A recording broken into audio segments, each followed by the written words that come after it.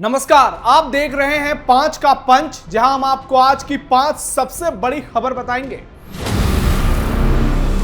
मैं आपको बताऊंगा किसने बिहार के सीएम सम्राट चौधरी को जान से मारने की धमकी दी।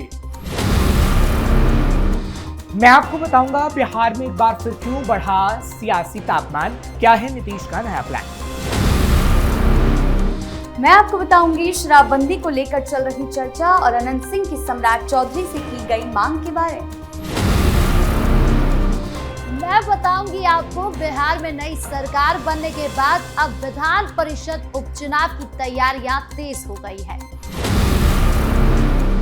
मैं आपको बताऊंगी क्या है तेज प्रताप के घर वापसी के संकेत।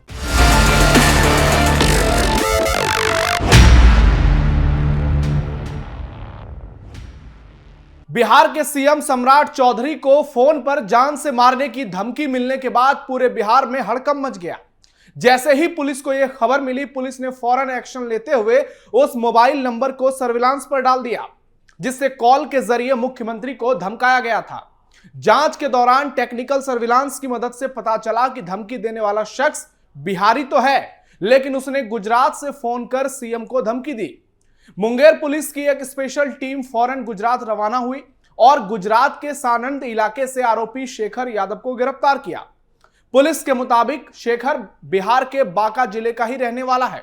फिलहाल मुंगेर पुलिस आरोपी को गुजरात की अदालत में पेश कर ट्रांजिट रिमांड पर लेकर बिहार आ रही है। असली खुलासा बिहार पहुंचने के बाद पूछताछ के बाद ही होगा। पुलिस ये पता लगाने की कोशिश करेगी कि उसने सीएम को धमकी आखिर दी क्यों। क्या इसके पीछे कोई निजी खुन्नस थी या फिर वो कोई बड़ी साजिश रच रहा है। मामला सीधे सीएम की सुरक्षा से जुड़ा है। इस वजह से पुलिस इस मामले की तह तक जाने की पूरी कोशिश में लगी है। दूसरी ओर मुख्यमंत्री बनने के बाद सम्राट चौधरी फुल एक्शन में नजर आ रहे हैं, जिससे अपराधियों के होश उड़े हुए हैं और बिहार में माफियाओं के खेमे में खलबली मची हुई है। बिहार में एक बार फिर से सियासी हलचल तेज होती दिख रही है। 15 नवंबर को सम्राट सरकार के गठन के दिन जदयू ने अपने विधायक दल की बैठक को टाल दिया था, लेकिन अब अचानक से नीतीश कुमार की आवाज 7 सर्कुलर रोड पर फिर से जदयू की बड़ी बैठक बुला ली गई है। जदयू के विधायकों को 20 अप्रैल को पटना में हाजिर रहने को कह दिया गया है। बिहार में नीतीश कुमार के सीएम पद छोड़ने के बाद इस घटनाक्रम को अहम माना जा रहा है। हालांकि यह भी बताया जा रहा है कि 15 अप्रैल को जदयू विधायक दल की बैठक टालकर उसे एनडीए विधायक दल की बैठक बना दिया गया था। अब नई सरकार के मद्देनजर 20 अप्रैल को जदयू विधायक दल की बैठक बुलाई गई है। हालांकि इसको लेकर कई तरह के कयास भी लगाए जा रहे हैं। पहला कयास ये लगाया जा रहा है कि बिहार में अभी सिर्फ सम्राट चौधरी, विजय कुमार चौधरी और विजेंद्र प्रसाद यादव ही मंत्रिमंडल में हैं। ऐसे में विभागों के बंटवारे के लिए कैबिनेट विस्तार होना तय है। कहा यह भी जा रहा है कि जदयू ने मंत्रिमंडल विस्तार में अपने कोटे के मंत्रियों की लिस्ट फाइनल करने के लिए बैठक बुलाई है। हालांकि अगर बात करें जदयू विधायक दल की बैठक की, जो अभी 20 अप्रैल को होगी, तो उसमें कई और भी कयास लगाए जा रहे हैं। जैसे बिहार में निशांत कुमार को बड़ी जिम्मेदारी देने की बात हो रही है, लिहाजा जदयू विधायक दल की बैठक इसलिए बुलाई गई, कहा जा रहा है। इस बैठक में निशांत कुमार को जदयू में बड़ी जिम्मेदारी देने को लेकर भी संभावनाएं जताई जा रही हैं। एनडीए के एक सूत्र ने बताया कि बैठक का मकसद अभी तक तो साफ नहीं। एक तरह से देखा जाए तो ये बैठक 15 नवंबर को भी हो सकती थी। उस दिन जदयू विधायक दल की मीटिंग होना जरूरी भी था, क्योंकि बिहार में नई सरकार आकार लेने वाली थी, लेकिन नीतीश कुमार ने इसे टाल दिया। क्यों टाला गया, अब तक इसकी ठोस वजह नहीं बताई गई। वहीं दूसरी तरफ ये भी चर्चा है कि नीतीश कुमार कोई बड़ा फैसला लेने जा रहे हैं। हालांकि इसकी आधिकारिक तौर पर अभी पुष्टि नहीं हो पाई है। खबरों में अब बात बिहार के मोकामा से जेडीयू विधायक अनंत सिंह ने नए सीएम सम्राट चौधरी से मुलाकात के बाद शराबबंदी हटाए जाने को लेकर मांग की है। उनका कहना है कि शराबबंदी लागू होने के समय उन्होंने उसका समर्थन किया था, लेकिन फिर भी तो लोग पी रहे हैं। वो पीना बंद कहाँ कर रहे हैं, साथ ही गलत नशा कर रहे हैं। वो अलग बात है कि लोग सड़क पर खुलेआम नहीं पी रहे, लेकिन छिप कर तो पी ही रहे हैं। साथ ही ये नियम बनाए जाएं कि अगर सड़क पर दारू पीते पकड़े गए तो सीधा अंदर जेल जाएंगे। इस तरह के नियम होने चाहिए। उनका कहना है कि लोग गांव में अभी भी दारू पी रहे हैं और उलूल जुलूल हरकतें कर रहे हैं। ये लोग बिल्कुल बर्बाद हो जाएंगे। बता दें कि इससे पहले यानी कि अनंत सिंह से पहले आरएलएम पार्टी के विधायक माधव आनंद ने भी शराबबंदी की समीक्षा की मांग उठाई।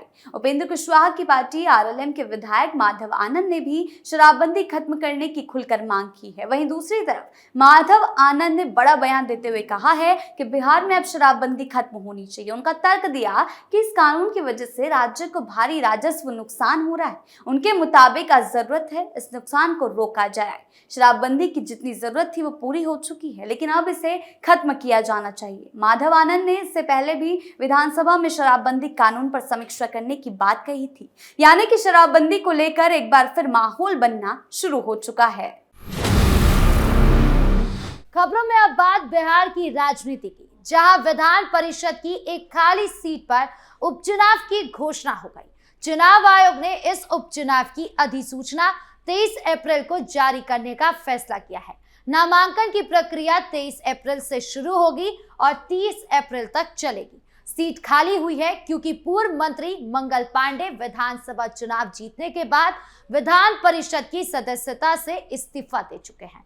ये सीट विधानसभा कोटे की है। एनडीए के इस महत्वपूर्ण सीट पर अपना उम्मीदवार घोषित कर दिया है। एनडीए का उम्मीदवार होगा दीपक प्रकाश, राष्ट्रीय लोक मोर्चा यानी आरएलएम प्रमुख और पूर्व केंद्रीय मंत्री उपेंद्र कुशवाहा के बेटे हैं। दीपक प्रकाश का नाम बिहार राजनीति में हाल ही में काफी चर्चा में आया था। नवंबर 2025 में जब नीतीश कुमार की 10वीं बार मुख्यमंत्री बनने के बाद नई कैबिनेट बनी तो दीपक प्रकाश को बिना विधायक या एमएलसी बने ही मंत्री पद की शपथ दिलाई गई। वो पंचायती राज मंत्री बने थे। नियम के मुताबिक उन्हें 6 महीने के अंदर विधानसभा या विधान परिषद की सदस्यता हासिल करनी होगी। अब इसी सीट पर उपचुनाव लड़कर वो अपनी सदस्यता पूरी कर सकेंगे। अभी तक विपक्ष की ओर से इस सीट पर किसी उम्मीदवार की घोषणा नहीं हुई है, लेकिन बिहार की राजनीति में उपचुनाव हमेशा दिलचस्प होते हैं। एनडीए की तरफ से दीपक प्रकाश के नाम की औपचारिकता घोषणा जल्द ही होने वाली है।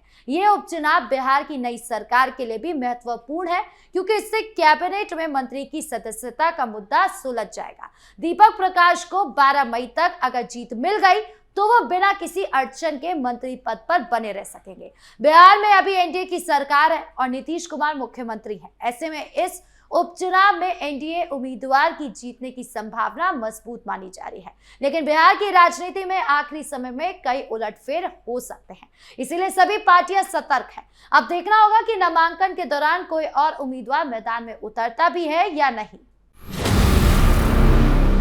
बिहार के पूर्व मुख्यमंत्री और राष्ट्रीय जनता दल यानी आरजेडी के सुप्रीमो लालू प्रसाद यादव के बड़े बेटे तेज प्रताप यादव का 16 अप्रैल को जन्मदिन बड़े ही धूमधाम से मनाया गया। इस खास मौके पर तेज प्रताप यादव 39 साल के हो गए। उनके समर्थकों और पार्टी कार्यकर्ताओं ने इस दिन को खास बनाने के लिए पहले से ही जोरदार तैयारियां की थी। जन्मदिन की ये पार्टी पटना के हार्डिंग रोड स्थित उनके आवास पर आयोजित की गई, जहां बड़ी संख्या में कार्यकर्ता और समर्थक जुटे। कार्यक्रम की सबसे खास बात रही कि लालू प्रसाद यादव की मौजूदगी। जैसे ही लालू यादव वहां पहुंचे, माहौल और भी उत्साहपूर्ण हो गया। समर्थकों ने जोरदार नारों के साथ उनका स्वागत किया। तेज प्रताप यादव ने अपने पिता की मौजूदगी में केक काटा और सबसे पहले उन्हें खिलाकर उनका आशीर्वाद लिया। इसके बाद लालू यादव ने भी बेटे को केक खिलाकर शुभकामनाएं दी। इस दौरान हैप्पी बर्थडे तेज प्रताप यादव और तेज प्रताप यादव जिंदाबाद के नारों से पूरा माहौल गूंज उठा। जन्मदिन समारोह के दौरान तेज प्रताप यादव ने अपने छोटे भाई तेजस्वी यादव के एक बयान पर भी प्रतिक्रिया दी। उन्होंने कहा कि तेजस्वी का ये कहना है कि उनके यहाँ से निकलकर लोग नेता बने हैं, पूरी तरह से सही नहीं है। तेज प्रताप ने तंज कसते हुए कहा कि हकीकत ये है कि तेजस्वी खुद 25 सीटों तक सिमट गए हैं।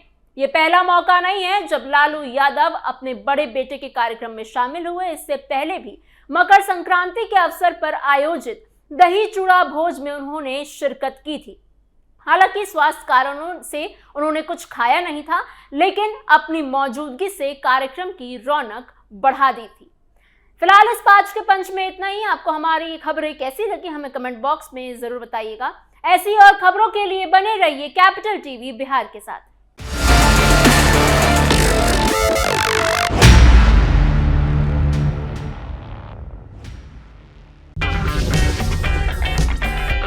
अगर आपको हमारा वीडियो पसंद आया हो तो इसे लाइक करें, हमारे चैनल को सब्सक्राइब करें और हाँ, बेल आइकन दबाना ना भूलें ताकि आप तक हमारे वीडियो की नोटिफिकेशन पहुंचती रहे।